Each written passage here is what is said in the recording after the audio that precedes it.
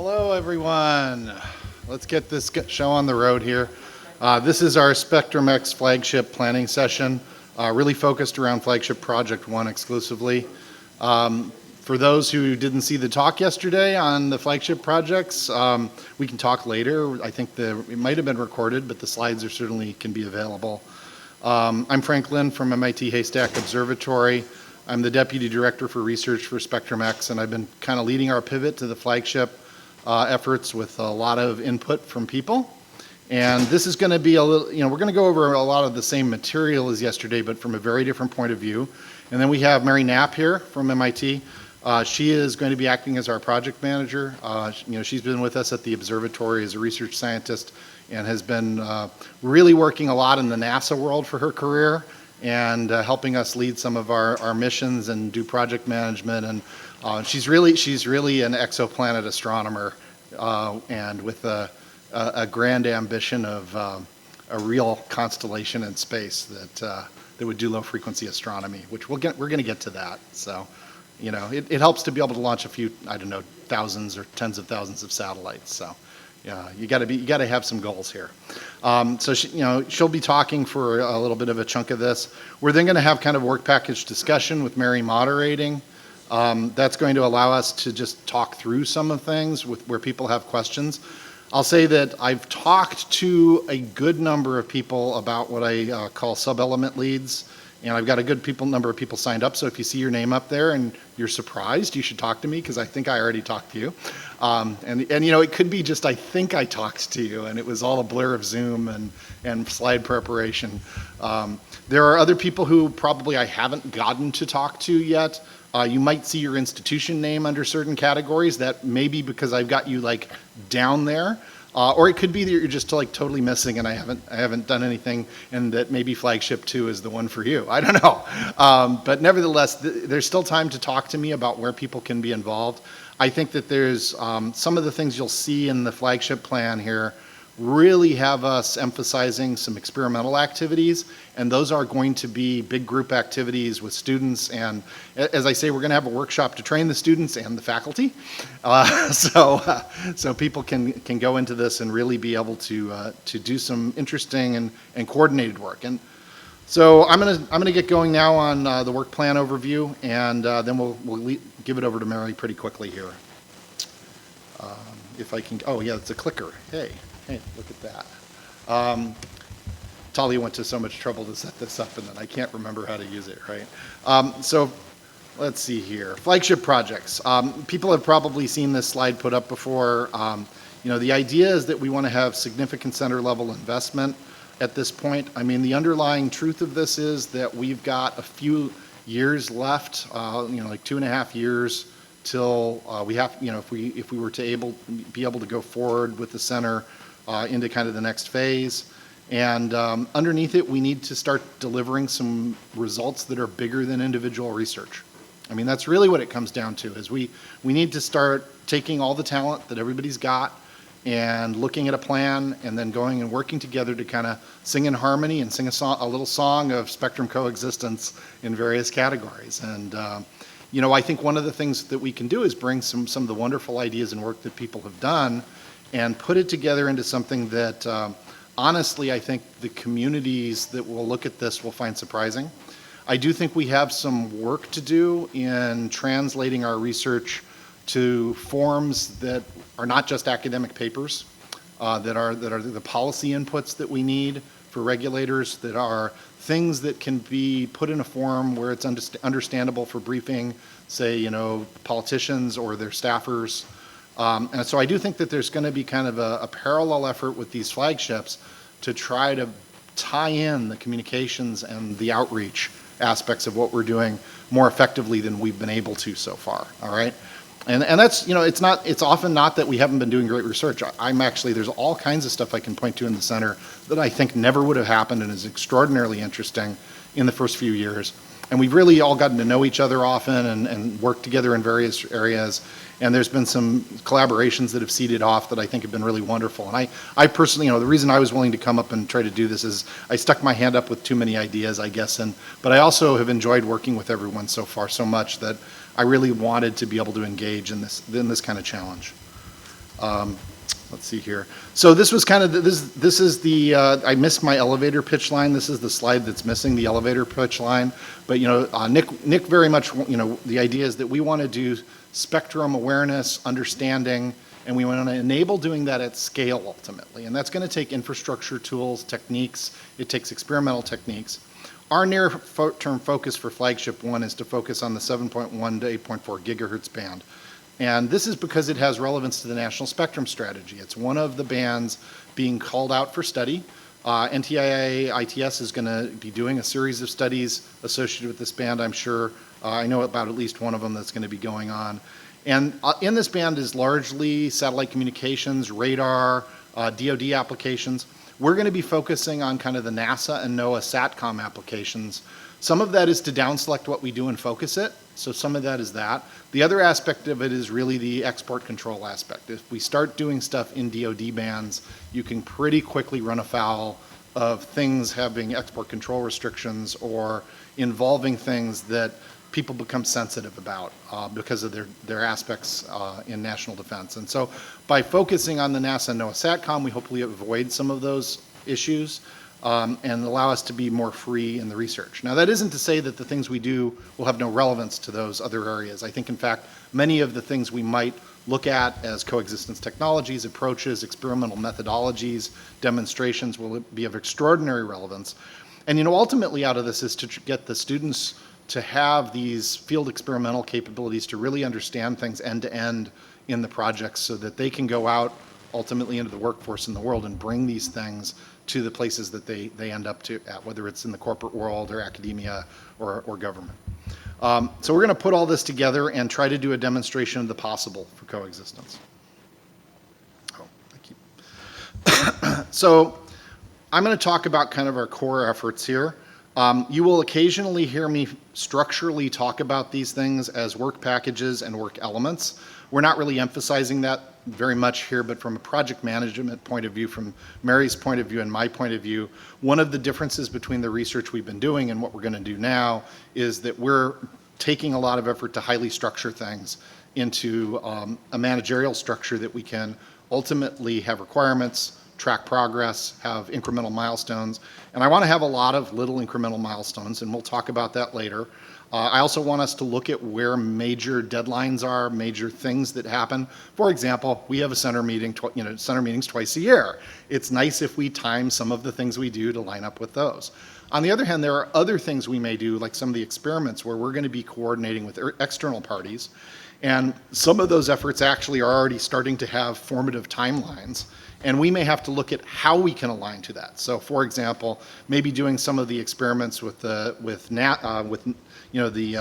NSF NRAO facilities, we might find that there's a specific window, and that might limit who would be available just because of teaching schedules or coursework. We might find that some graduate students that are more senior can very easily be able to participate where undergraduates are in the middle of finals and really can't do that. So, we are going to be organizing the what I would call the sub-leadership of these activities at the work element level. So I thought quite a lot about whether we wanted work package leads, and I concluded that it would just kind of get in the way and just be a layer of extra management that I don't think we need. So the other thing about this is I've got kind of these little project areas here, and I'm going to go through them to talk about kind of the narratives associated with some of these. There's a few more of them that haven't made these slides, in particular an adjustment to some feedback I've gotten on what we might do in the immediate next year that'll get us some profound feedback or some very critical results that I think will go forward and help NSF a lot with the center. So work leads. This is, those of you I've talked to, thank you, who've agreed to do this. I really appreciate it. Those who I've not talked to, there's a few things you'll see TBD. If you see a TBD up there and you're really interested, hey, let me know. We can talk. There's a little bit of extra resource that'll come with this. It does come with some little extra responsibility, of course. But the underlying idea is to coordinate work team activities with the project manager. So I really want these work elements to be cross-institution. So it's not your group is working on one thing and my group is working on another thing and we're not talking and we're not coordinating to accomplish it. we're working together to build a plan, to build the lightweight requirements to do the thing, and then to set the schedule and milestone and to break the work up, and ultimately to work together to solve the problems that arise. And that's going to, I hope, be fun for everyone. I hope that people will really enjoy doing that. I hope that we'll have some cross-organizational student mentorship in various ways. I think that underneath it, you'll still be professors and still have students, and they are going to have to get some publishable research.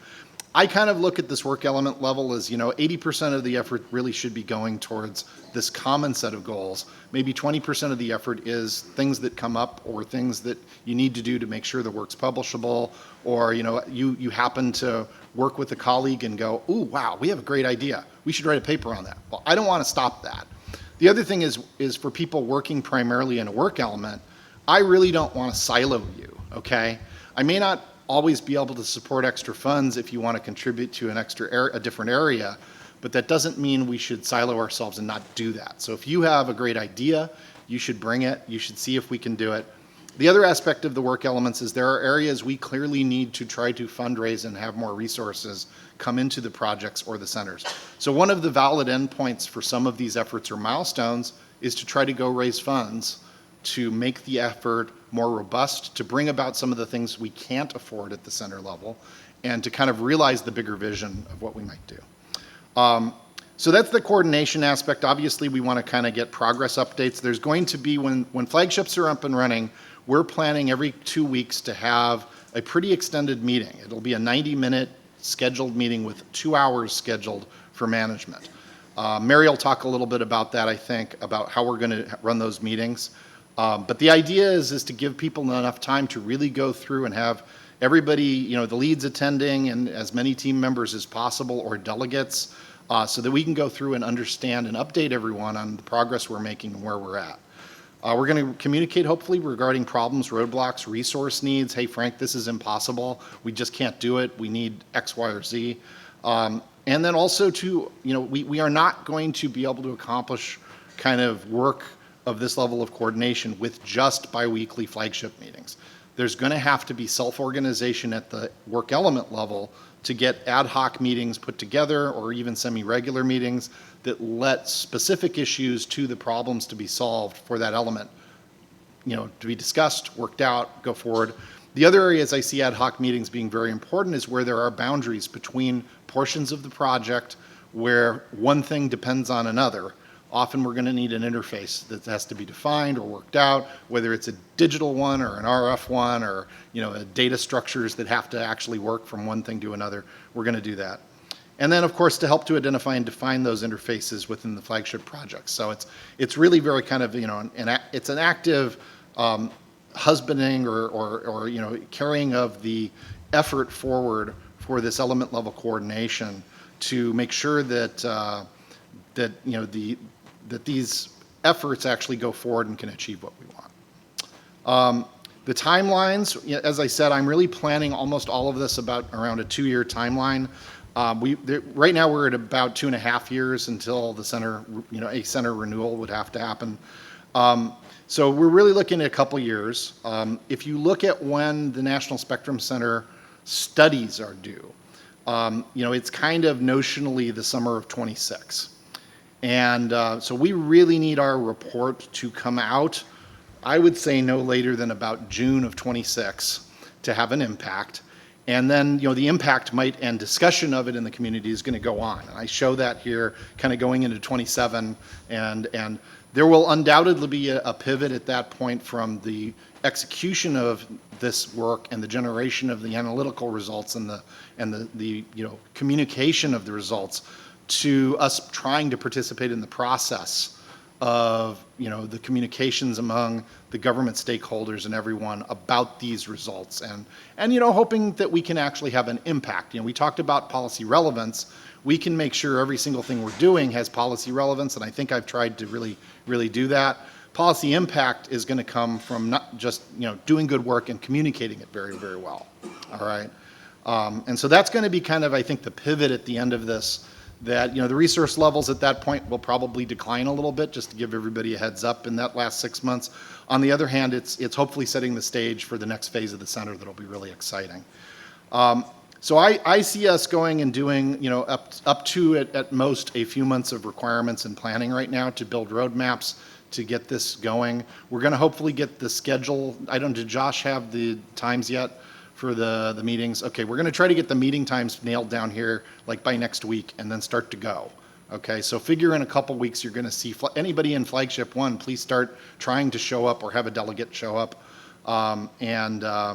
You know, I think that we did try to reduce the burden of other meetings with the research communities being shrunk down to a smaller number. So I'd encourage people to try to attend at least one of those, if not as many as you can get in, to just try to be part of the more general community discussion. And we're going to start trying to build what we call the mobile experiment platform. And you'll see how we break up the work for this. There's going to be AI, machine learning things to be done with that. And it's really going to head towards the fall here. And I don't know, this has to line up with semester end schedules for people so that students can attend. But we want to have a workshop at MIT Haystack Observatory where the students, faculty, you know, teams of 2 or 3 from a given organization show up, and we're going to take the prototypes and the parts for a bunch of these mobile experiment platforms or maps, and we're going to have everybody build them as a series of active learning experiments. So it's going to be, you know, here's your hardware, let's start to put it together, and here's the instructions to put it together. And you'll of course have people who have done it in the room to help out. And you know, every day we're going to have kind of a little overview software radio talk tutorial. I'm going to, on faculty who come for this, I'm going to lean on people to try to give, you know, a little 15 or 20 minute highlight of a particular thing to build competence and knowledge among the students. And then we're going to have an active learning exercise each day as we build things out. Involving radio, and ultimately going and extending at the end of the workshop to a full-up field experiment with the Westford Radio Telescope at Haystack as a SATCOM proxy. I'm hoping to be able to get that to actually transmit and licensed for experimental transmit in the bands that we might operate in. And you know, there's a little bit of a side effort we're going to be having along this time to get some coexistence waveforms going and demonstrated using these platforms, and they're going to be able to transmit and receive. That's the real first focus, and we're going to send people home with the experimental platforms after this. So they're going to take them, hopefully, you know, we can ship them or we can take them on the plane, hopefully, as checked luggage. But underneath it, people are going to take them home and get to use them. There's, I believe, in between this and the NRAO experiment, there's going to be the opportunity for some student projects focused on these coexistence waveforms. We're really going to be looking, I think, to try to get some results out of that. Very quickly, and it doesn't necessarily have to be everybody who's participating in that particular interim experiment. Then we're going to be trying to support an NSF effort to look at coexistence with NRAO, and this is going to be in, you know, the 7 to 8.4 gigahertz range. ITS is going to be doing an experiment, my understanding is, in this regime at either the VLA site or Green Bank, or maybe both. It's not quite clear yet from my understanding. We're going to be hopefully able to shadow them with some students, as well as do a overlapping field experiment, or one that happens slightly later. There's some scheduling that has to be worked out for this. But the idea is that we're going to play a little bit of red team for NRAO and go emulate Wi-Fi waveforms, emulate a sensor measurement network, emulate waveforms that look like point-to-point wireless, for example. And we may have a few things we put in there for coexistence that might make, for example, the astronomy data flagging work easier. That we can do experimentally. So that'll be a very interesting field experiment. It's going to hopefully be a good number of people. I'm kind of hoping for 20 to 30 people on this experiment, which is a big effort, and we're going to look at supporting that. I talked a little bit to John about that earlier. The idea out of that is that we're going to get kind of our first sets of results, white papers, ultimately, hopefully, nice presentations for DySPAN ultimately. And publications, but it'll also be the first real field experiment for the team. It's going to be a real experience for the students, and we're going to try to make these calibrated measurements that really are very interesting. We will have some of our infrastructure up, I think, at this point, but it won't be complete for supporting this. So some of the E-infrastructure, the data systems, will still be in formulation. So there may be more use of the platforms directly and manually than there would be automation. I've talked a little bit with some people who are developing some zone control stuff that we might actually be able to have some things that maybe it's manually operated for the moment, but we actually coordinate or try to coordinate it using some of the the proposed NRDZ technological solutions. We're then going to hopefully be developing kind of the economic policy rights models and prediction capabilities that then are going to lead to later experiments. Between the NRAO experiment and what I think of as our flagship experiment, we're going to have a student signature collection competition. This is we've got our infrastructure going, we've got our mobile experiment platforms. Hopefully we've got some ability to do some metadata annotation on the data.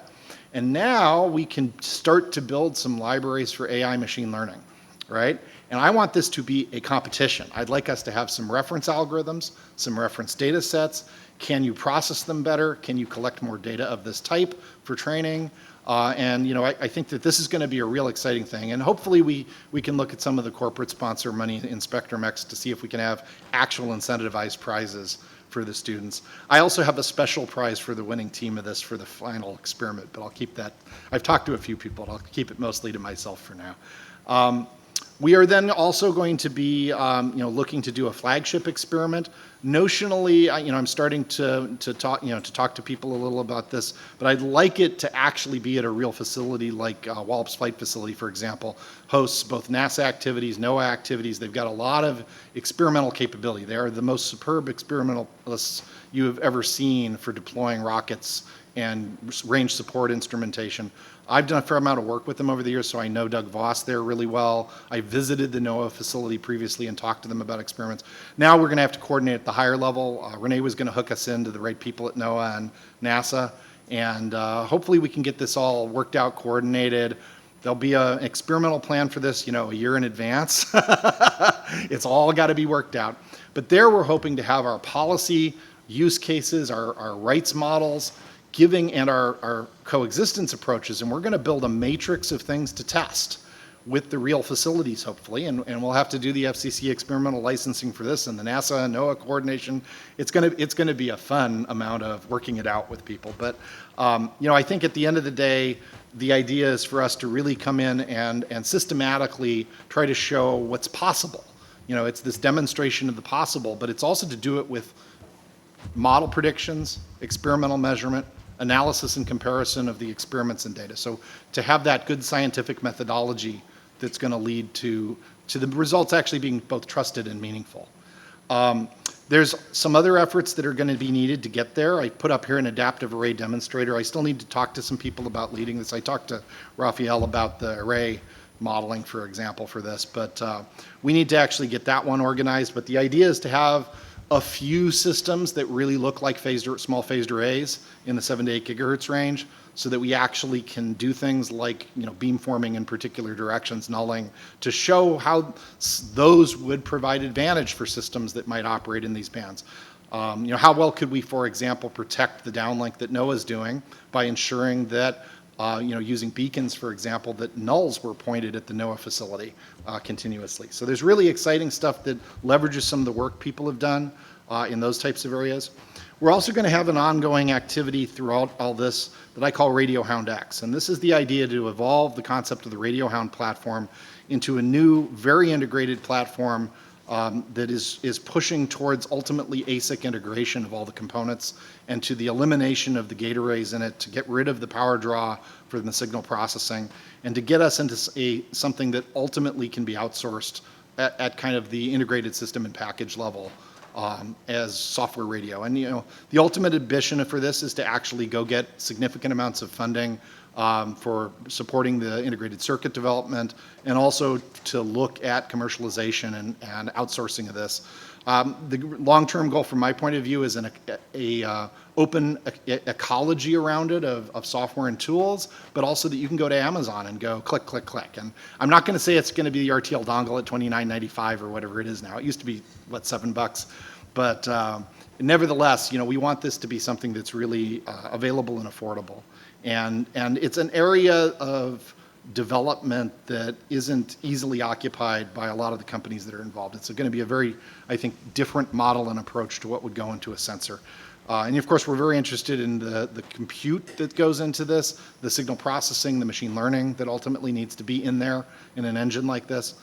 So it'll be a very interesting project, but it is one that's going to start kind of as some student projects and some efforts and move forward. And gradually we'll show the advantage of swapping in the various elements as we're able to achieve them. And you know, it will, you know, ASICs and stuff take real development resources once you get past kind of the student prototype level. So that's the big picture kind of timeline of this. And you know, ideally we're going to actually come out into this early 2025 period and the NREO experiments with some early results off these MEP platforms. And so that's something that I think as a center we're going to need to talk a little bit more about. I'm still kind of looking to adjust things in the overall timeline and plan based on the feedback I got. Okay, I'm not going to read through all these right now. For every one of these areas, you know, sensing measurements of algorithms, you've got your work package level. These work elements, I've got various people. Notionally, I've got Nick on here. Scott, I know you talked to him a little bit. I need to talk to him probably to really sign him up, but I stuck him up there because he's who I would like to have do it at this point. But he's one of the people I need to talk to more. Kong has stepped up to help lead the AI metadata at the edge. So this is these MEP platforms are going to have NVIDIA Jets and Orans in them. They're going to have significant AI capability. And we want to use that to do things that I call simple stuff like, do I see the sky? Is my antenna hooked up? Am I calibrated? You know, how close am I to the thermal noise floor? What's in the environment that I'm seeing? Am I actually looking at the band I think I'm looking at? And then the really wonderful thing I call the interesting things detector, okay? The idea is that we're going to run a lot of ring buffers in these systems, and those ring buffers can be triggered, and they can be triggered externally under control system, like Randy can send a message and say, hey, get me an IQ snapshot of this bandwidth for 1 minute, for example. On the other hand, the AI could, of course, queue things if it's developed enough and say, hey, this is an outlier for what you expect in this band, and here's a little snapshot. That snapshot could be a narrowband IQ snapshot, it could be a wideband short duration snapshot, it could be a longer, higher resolution time frequency spectrogram, for example. You know, down the road, I would like to get away from just Fourier analysis on these things. There's a lot more to the world than just spectrum or, you know, time frequency analysis as in a Fourier basis, but nevertheless, we're going to start there. And you know, there is an aspect to this that I think that'll be very interesting, which is to leverage RF-aware optimization approaches. There's been a lot of work in the center, and I look at this for the final kind of flagship experiment where we've got zone management, but there's an aspect of using what the sensors are seeing and the metadata and feeding it back into a network level behavior.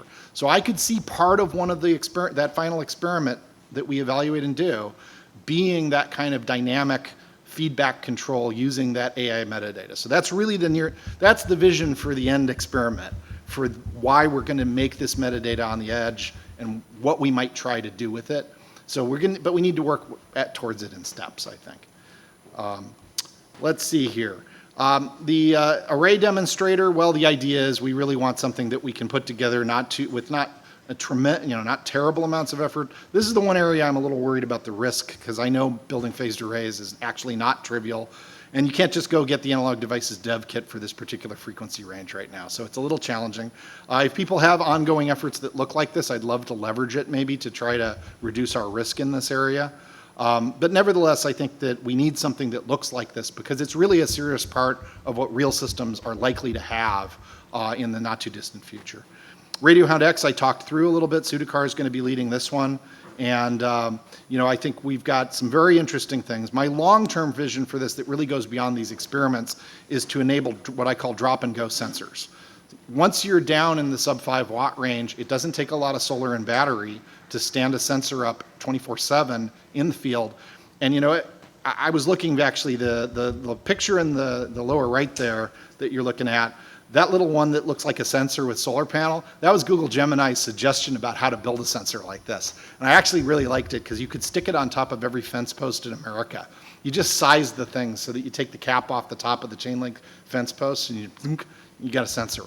So, you know, and you got to disguise it so it looks like a chain link fence post so nobody wants to steal it. But nevertheless, you know, I think that these things will be a very interesting step for us, and it's really focusing us in an area that we have the people who've wanted to do this in the center, and now it's just trying to get everybody together to do it. And we'll leverage the software from the MEP, and you know, there's going to be a lot of overlap with our other efforts. We are going to be bringing in Notre Dame's Computational Research Center professionals who, what they do at Notre Dame is support research projects with electronic infrastructure. And Caleb is the one who's going to lead this area, and they're going to have significant resources to go ahead and implement an experiment time series oriented data management and search platform. We're templating this off of an operational system that exists in the geospace community that MIT helped develop over about the past 4 decades, actually. It's evolved a lot. That system is very system and experiment oriented, but it does handle real-time data. And we're going to be, having some plug-in layers so that, because there's always another data format. But nevertheless, it's mostly you drive it from things like Python and MATLAB to go search and collect your data and do your analysis. So we're going to be getting this stood up and running pretty quickly, I hope, at a prototype level. And then honestly, this is where we're going to put data from the platforms, and then when people want to do analysis on it, it's how you're going to be doing it. And it's been very successful for our scientists in the geospace and upper atmospheric science community. So leveraging this prevents us from a long cycle of architectural development. We've got existing code, we've got existing use case. It's really evolving this into being suitable for Spectrum and also being available. Now, what's really interesting about this architecture, it's a federated architecture. So you can run your own server. And you can stand your server up and share metadata across the infrastructure of servers, and then searches can proceed across them. Now, there's going to be need for access control, security in this. Some people, like if NTIA stood up a service, they might want to not have it be public or only have a very small subset of data that was actually public, for example. So we're going to need to support the kind of security models for things like that. But we've got a really good starting point for this that I think will be very useful.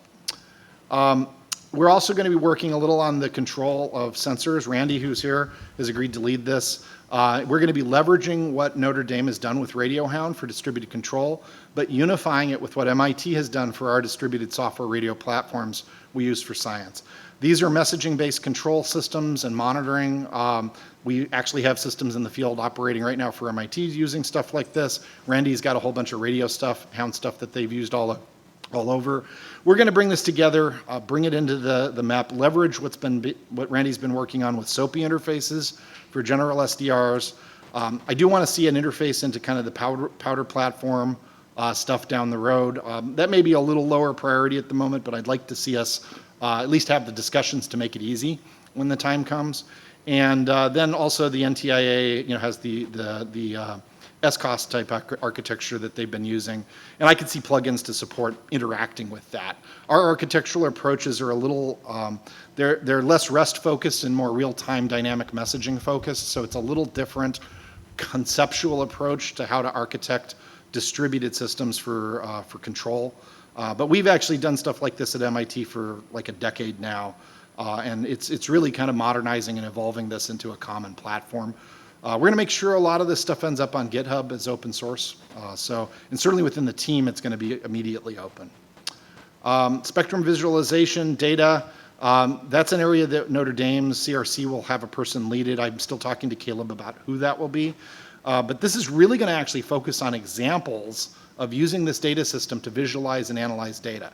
So we need to make the examples so that other people in our team can actually use the system, right? I do have the idea that we should have a student visualization and analysis competition, hopefully with real prizes. So it's like, we can have, things like, the most impactful, the most, elegant, beautiful, whatever, we can have a whole series of categories for this and really try to encourage the students to get involved in using this infrastructure to do things, but also to look at novel ways of looking at spectrum.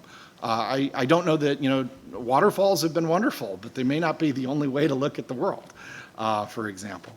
We are going to have a data and metadata effort led by Ryan Volz from MIT, along with a bunch of contributors from the various people working on software.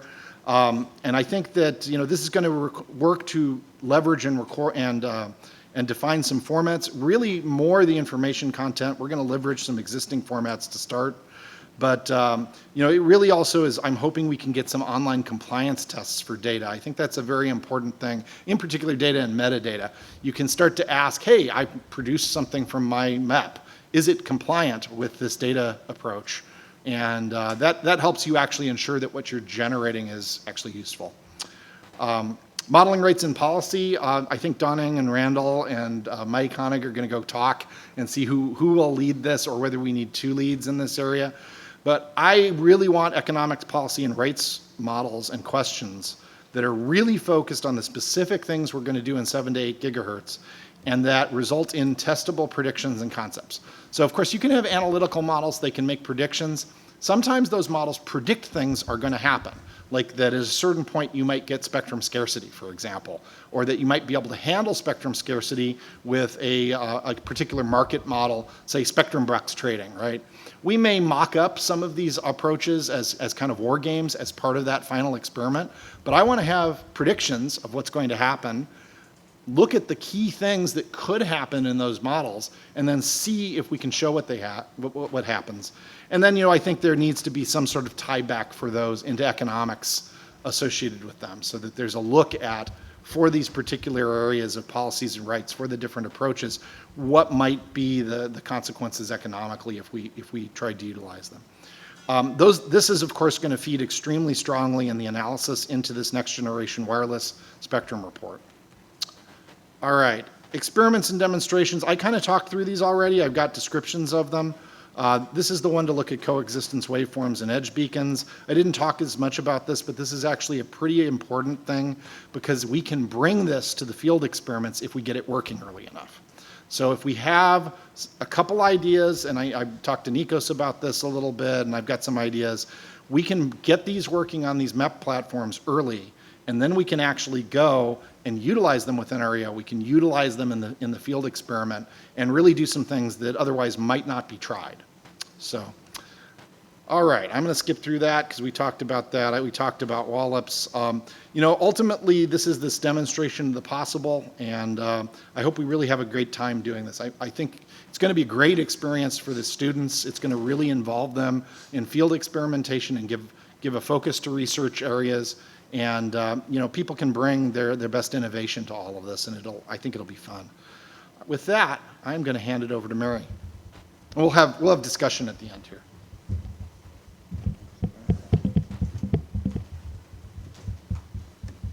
All right, hi everyone.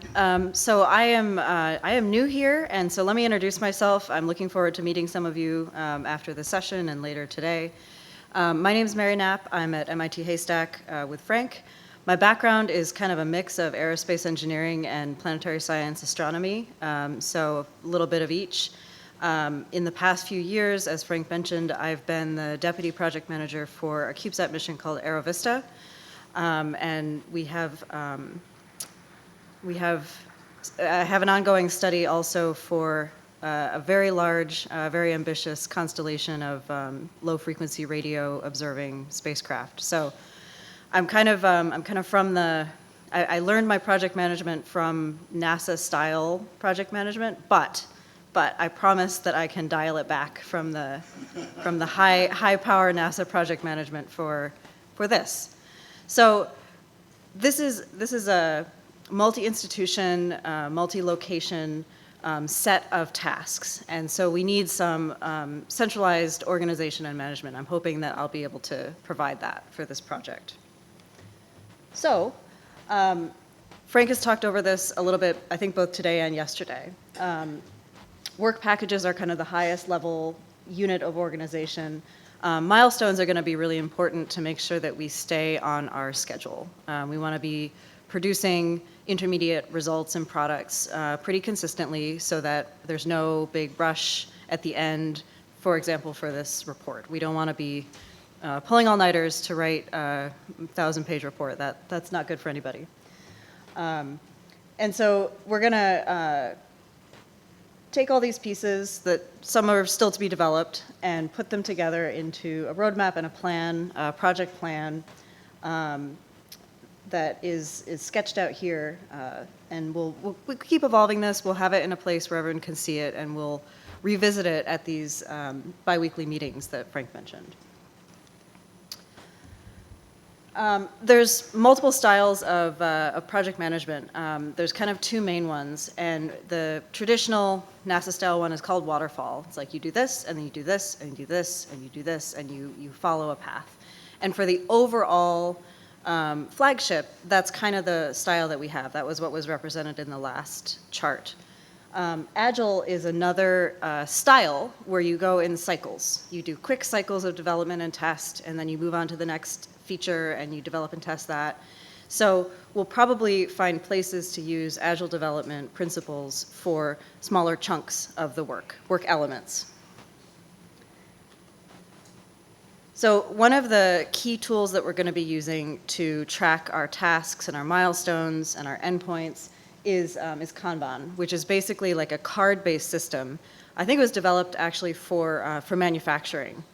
And the idea is that you write up a card of your task and you move it, you put it in to-do, and then when you're working on it actively, it's in your I'm doing this now column, and when it's done, you move it there. And so we'll manage our tasks in this style through Trello, which I'll talk about in a moment, and use this to make sure that we are coordinated, we know exactly what each person is responsible for, and what their endpoints are, and then we'll see as tasks are completed and moved to the done column, or if they're stuck. It's a really great way to track things that are stuck. If you need input from somebody else and you haven't gotten it, or a part hasn't come in that you need, you can track that with this style of task tracking. It's really helpful. The other thing it's really great for is tracking weird problems you encounter. We did this a lot in AeroVista. Oh, well, when I ran this command in the software, it put the spacecraft in a very weird state, and it's intermittently happening. It doesn't happen every time. It's not perfectly replicable. So you write up a card for that, and then you can track this particular issue in the hardware, and then everyone knows about it. It's quite helpful. So Trello is the tool that we're going to use to do this Kanban-style task tracking. It has a lot of integrations with all the other tools that we're going to use, including Slack and Google Documents and GitHub, and many others. And it's a pretty friendly interface. When we start having our meetings, we'll go over how to use it in more detail. We'll give a little tour. I just wanted to put this up here so everyone has a heads up. This is what we're going to be using. GitHub is going to be our tool for revision control. So for software, we will use GitHub to keep everything under revision control so that we can see what's changed. If something breaks, we can roll it back. How many of you routinely use GitHub? Okay, how many people have never used GitHub? Okay, that's fine. I know not everyone will have used all of these tools. We'll make sure that you have the resources to learn them if they're new to you, and we can also help teach each other. So that'll be really helpful. Who's used Trello, by the way? Okay, so some people. It'll be new for some of you. That's fine. All right, for communication, of course there's email, but Slack is the tool of choice for this project for kind of informal, quick communication. How many use Slack regularly? How many use Discord regularly? How many have either never used Slack or hate it so much that you never want to use it again? I hate it so much.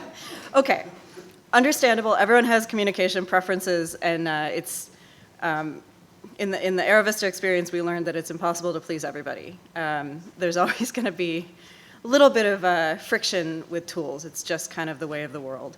Slack. There's a reason for that too, by the way. Sure, we can chat about that. We'll try to make it, we'll try to minimize the pain. I'll do my best. I have found Slack really useful for quick communication, asynchronous, someone doesn't have to answer right away, but it's a little less formal than email. It's a little easier to kind of watch a conversation evolve. We have had great success making kind of specific channels for events, like a field campaign. We'll make a channel for that so the people that are involved can be communicating really at a high cadence without spamming everybody else in the collaboration. So we want to allow people to communicate quickly and efficiently when they need to without involving everybody, right? So that's the plan for communications. For documents like text documents or presentations or spreadsheets, Google Documents and Google Drive is going to be our tool. Google Drive, people have used Google Drive? The center does. Yeah, the center does, so yeah. So this is a really nice way to use tools that people are familiar with, Microsoft tools, but in a collaborative cloud environment that is not Microsoft Teams. We're not doing that. So this does have integration with Trello as well, as does GitHub, as does Slack. Memos are going to be a way that we capture a lot of the work that we do that's less formal than a publication and maybe a little bit more formal than, you know, a note you scribble on a piece of paper. So memos have been used at Haystack quite effectively for a long time. We have a long-running memo series that has just a gold mine of really great technical information. And so we already have a template, you see it here, and we'll use these memos for things that don't necessarily need to be published. Doesn't mean they can't be, but at least initially you put your work in a memo and then maybe decide later if you want to turn it into a paper. They're great for things that are not sort of traditionally welcomed in publications, like null results. I'm a big fan of putting null results out so people know what not to do or what hasn't worked. So we can use memos for that. They can be whatever length makes sense for the topic, and they'll be organized, as noted here, in different levels, stored on Google Docs, preferably for those of you who will have a lot of math in your particular memo. We'll have a LaTeX template. How many people use Overleaf regularly? How many people have never used LaTeX in any form? Okay. It's very helpful for typesetting math. And Overleaf is a nice collaborative platform, kind of analogous to Google Docs. And so for math-heavy documents, we can try to use that when it makes sense. You can also typeset in Google Docs. It just is a little bit clunkier.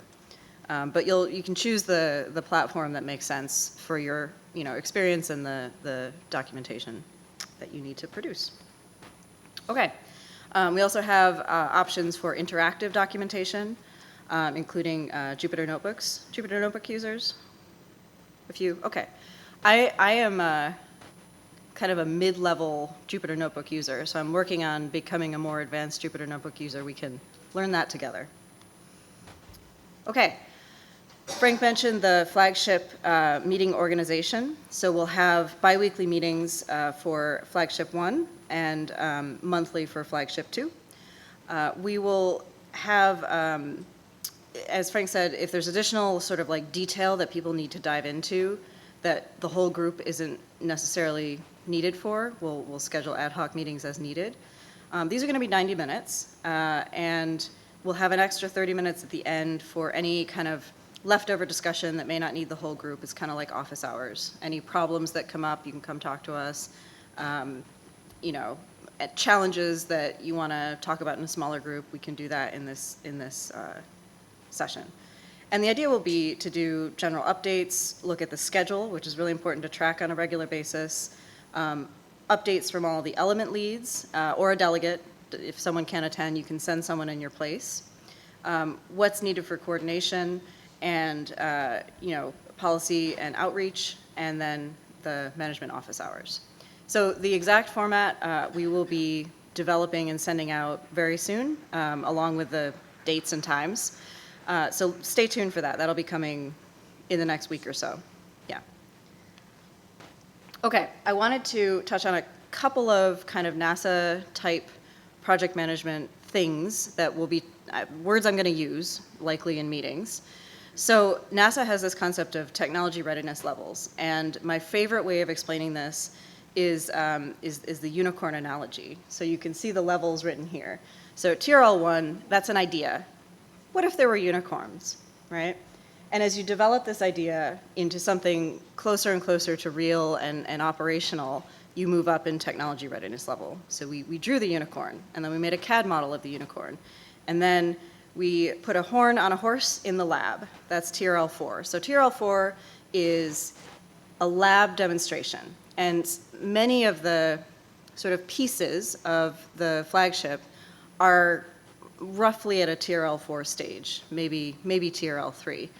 And through this, the next 2 years, we're going to take them and move them at least up to TRL6, which is kind of like you've demonstrated the real thing in the real packaging in the real environment.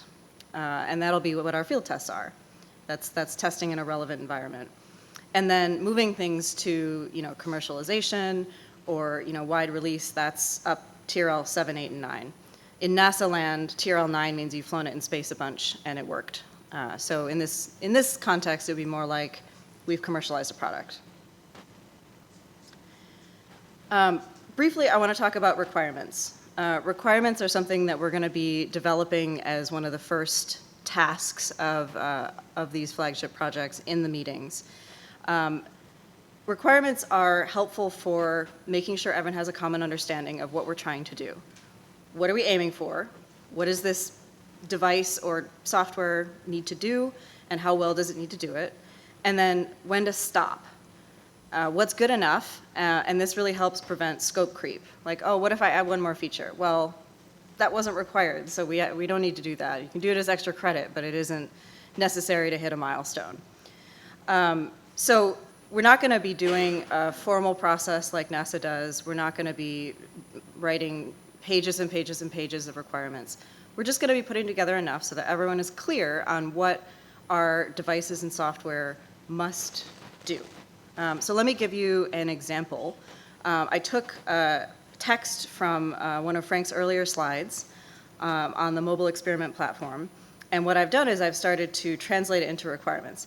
I kind of made these up, and I think you tweaked them a little bit, but this is just to give you a sense. So, okay, so the text says, evolve the MIT Pelican case radio into a more integrated platform covering 7 to 8 gigahertz via block converter and analog devices, RF SOM. Add transmit capability and use Jetson Orin GPU. So this is a mobile platform, so let's set a requirement on how heavy it can be for one person to transport. Let's be clear on the frequency range, 7 to 8.5 gigahertz. We might get even more specific on exactly what those edges are and whether there's any cutouts. Transmit capability in that range. And again, we'll probably want to specify particular bands in which we plan to transmit based on licensing. Data recording capability. We want 1 hour of IQ voltage data and 1 day of spectrogram data. And of course, that helps us choose our hard drive. How big does the hard drive have to be based on those data requirements? And finally, we need to be able to operate this device for 4 hours without any external power, so that sets the size of the battery. So this is the kind of requirements development we're going to do. We're not going to worry too much about levels. We're not going to worry about the specific language in terms of wills and shalls, for those of you who may have suffered through NASA requirements definition. We just want to say, what do we need to do specifically and testably? So this is the last slide. Areas where we need more planning and effort, and we have some discussion time for this as well. So translate and communicate events, memos, documentation, analysis, results, and milestones to policymakers. How do we take the work that we are doing and make it accessible to people who are not RF specialists or are not familiar with spectrum issues? How do we do that? Transferring technical efforts and training materials to longer-term education and outreach materials, scientific coexistence planning and cross efforts with Flagship 1. This is for Flagship 2. Interfacing with government efforts for this band and coordination with those efforts. Ties to other efforts for spectrum-related sensing and software and data standards. And EWD and BP integration into Flagship efforts. So these are areas where we think we need more planning, effort, and discussion, and we have some time set aside for that. So I will stop there.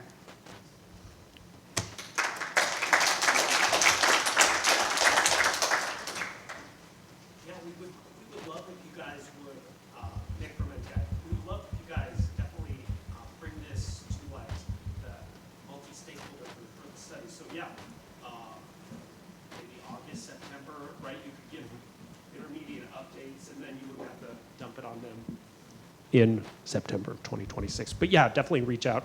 Yeah. So we definitely are planning to try to communicate the results incrementally. I mean, one of the things that's hidden in these slides is a lot of open process. So we really, SpectrumX has had a little bit of, there's a closed bubble and you're inside the bubble or you're outside the bubble. I very much want to see the things we do, like that MEP. I want to see it on GitHub. I want the CAD for it on GitHub from SolidWorks. I want where we went to get it fabricated, and I ultimately want the licensing at the fabricator that if somebody calls them up and says, I'd like to buy 50 of these things, can I get the part? That the answer is yes. That's a little more painful than you can click Amazon and buy it. So it could be, for example, that some of our faculty members go home and their students bring one MEP home, but they have a little departmental money and they go, ooh, we could use 3 of these. Let's go spend $15K out of departmental funds and buy a few more. So that's really my focus for that, but I want it like in your face. I want the software on GitHub and open. Now, we are going to internally have to work through some licensing things to make that happen.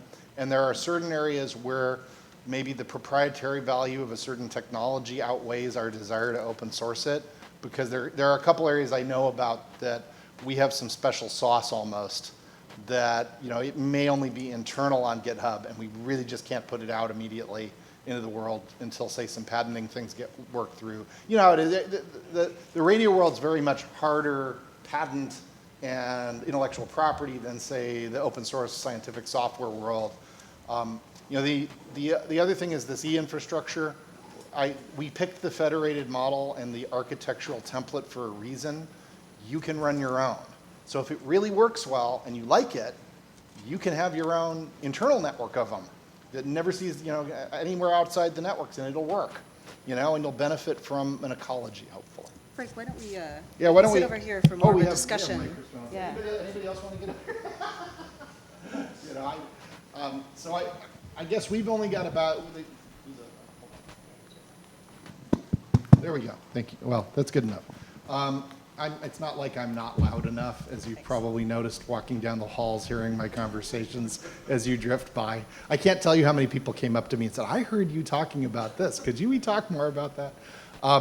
So I think that, we should talk about some of these issues. And, one of the things, I talked a lot to Renee about this translation and communications aspect. But there's a larger aspect of this. And I don't know if people have perspectives on this particular one. How should we take our incremental memos, milestones, results, and pick the better ones, but get them to people who would care, maybe in the Spectrum community or the policy community? So I'm open to input if people want to. Yeah, let's open up the floor. Ideas, thoughts, questions. So I'll make a comment, but then and I feel I have to explain myself a little bit regarding my comment about Slack. There are a whole series of environments that we can communicate in that are extremely informal, which Slack really is kind of the epitome of. Maybe the hallway conversation is next to that, and then there are extremely formal, the peer-reviewed publications, the final report. And this spectrum, to overuse the word, some of the problem is it's a bit too continuous. And as a result of that, the continuity of this spectrum of communication means makes it kind of difficult to take knowledge that was generated at one point, even if it's a hallway conversation, and turn it into the next steps. And so my suggestion is to think about how to discretize that spectrum so that there are what you might want to call a small handful of meaningful steps where the knowledge can be transitioned. In doing so, I think it would encourage people to make these transitions because they could see the end result. They could see this knowledge going to that next level, that final report, for instance, rather than just the sea of, gee, did my idea really get forward? Here, I'll play field runner here. I take your point, Phil and Donahue for the older. I will do my best to incorporate that in our process. So thank you for that. So picking up with what Al just said, I'm going to suggest that we trademark the term policy readiness level. And we create a certain set of discrete levels with input from our collaborators at the NTIA and FCC to understand the audience and what would be useful when, at what stages of readiness. I like that a lot. I think that would be a neat contribution for us to make to the discussion. It would give us a formalized way to show how we're advancing. So I know we have limited time, and I wanted to take advantage of maybe the non-SpectrumX partners we have here, and I was going to suggest pivoting over to the interfacing with the government efforts, because obviously in the National Spectrum Strategy, this band is prioritized, and there's going to be a lot of work going on there. We want to kind of understand and see how we fit in there. So I guess I wanted to open it up to any feedback from anybody in that space. And then I think Maria had a comment. What's that? Oh, yes. So we also have a SpectrumX session today at 2:30 talking about the National Spectrum Strategy, which we could continue this discussion on. Thanks, Nick. I don't know if there were comments for Scott's point or... What I'm about to say doesn't have to do with your question, so if there's any comment here. Okay. You want to go first? It's okay, if it's related to this concept. Oh, no, I was going to talk about the government efforts. Okay, yeah. Yeah? Okay, thank you. So I'm Arup Puya from Idaho National Laboratory. So I do want to talk, so it turns out that that band is quite heavily allocated to DOE. So DOE actually has asked SINL to look at that band, particularly with possible interference with point-to-point links. That's what DOE has mostly. So I could certainly bring that into this forum, and we are just starting to plan that work for next, I think it'll be about 1 to 1.5 years, very intense. So that's very interesting. Okay, so the early things we're going to look at with the MEPS very early on is to try to look at these coexistence waveforms for point-to-point. So there's one of our center members has got a very interesting approach that is working in the lab, kind of in an early tests, and we want to bring it to look at this because it lets you lower the power on things tremendously, which helps with the coexistence issues. I think that, in terms of other field experiments, we're going to have students who have come and learned how to do this.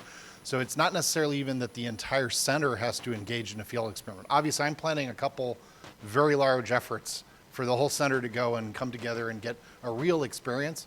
On the other hand, there are center team members, students who might really love an extra project using some of these things to go do a very specific study that's very relevant. And so if there are things like that, say the DOE has, that we could engage in, that would be very, very interesting. Yeah, I think we are actually in the plan that we are making up now. We'll have to include some experimentations. We have our wireless test bed. There's an EIA experimental, so we can do any spectrum pretty much. So I think that there'll be a large component that there has to be some experiments conducted there within the next 1.5 years. So Okay. all of that you are saying, any solutions or any specific experiments, I think will fit nicely. So. Yeah, excellent.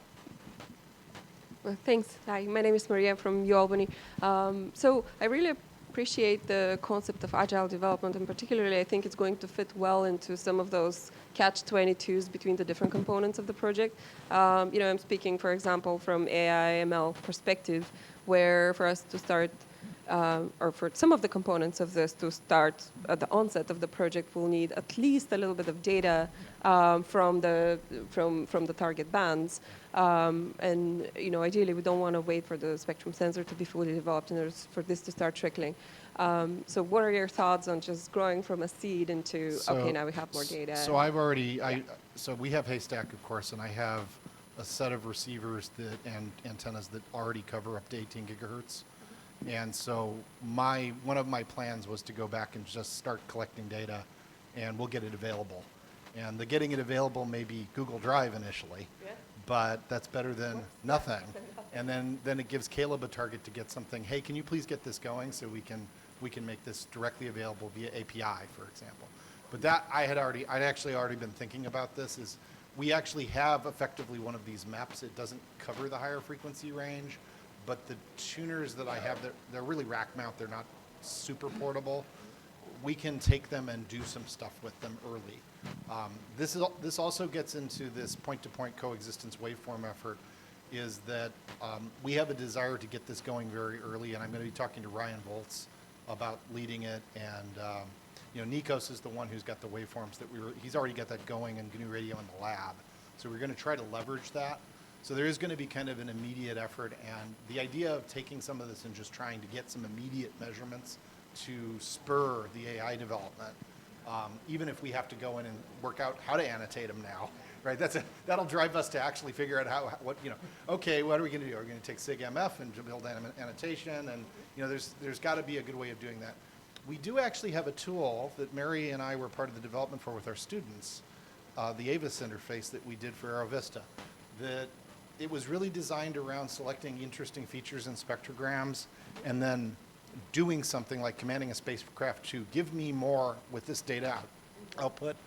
We might be able to use that with some student help to leverage it to be the annotation engine for some of this, okay? So there's stuff like that that I think we should think about, well, what do we actually have that could help us do this more quickly? I know there's also like IQ Engine out there. There's other things that we might be able to play around with to do this. And documenting the challenges is really what's going to elevate into, okay, so how do we eventually automate all of that? Yeah. By the way, that's exactly the kind of thing we need to do in the requirements development and capture in the next few months, is we need to get we need this, and we need a tool to do this because we're going to do a lot of it, for example. Thank you. All right, are we at the end of our time officially almost here? We're past. So I think what we'll do is we'll let everybody go to the coffee break. Thank you very much. We didn't get to some of these other topics, but don't take them as not important. I think they are. And obviously for people who I haven't talked to, if there is an area here that you're going, I'd like to do that, I'd like to be involved in it, please reach out to me. If you think you fit more in the scientific coexistence flagship, we are going to be having these monthly meetings. I'll probably kick some stuff off earlier than that to try to get this formulation a little farther along. All right? Thank you very much.